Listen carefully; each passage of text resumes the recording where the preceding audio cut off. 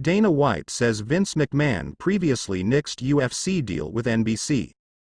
Dana White and Vince McMahon work together now, but they were once on opposite sides of the combat sports world. As the heads of UFC and WWE, respectively, McMahon and White were often at odds over the years. In the aftermath of Endeavor's transaction agreement with WWE, White and McMahon are both part of TKO. McMahon serves as the executive chairman of TKO Group, while White is the CEO of UFC. Speaking on Triggered, Dana White discussed his relationship with Vince McMahon. He claimed that McMahon once prevented UFC from getting a deal with NBC. Jeremy Lambert of Fightful for the transcription. "It's been an interesting relationship with Vince McMahon," Dana White said.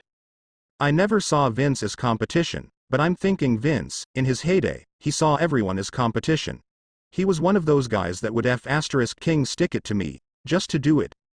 We were about to do a deal with NBC, and it ends up, we get to the 1-yard line, and Vince has the final say of who can go on USA Network and who can't if you're a combat sport. Lorenzo Fertitta. And I flew out to Connecticut, sat down with him, we do all the small talk, we're doing a deal with NBC. Vince sits back like Vince sits. We're about to do this deal. We're about to have fights on NBC and everything else, but you need to sign off on it. Vince says, yeah, I'm not going to do that. We're like, why? I'm just not interested in it. I don't like the idea of you guys being on USA Network. The whole deal blows up. At the end of the day, it all worked out better. We ended up on Fox. That's just one of 10 times where Vince did it."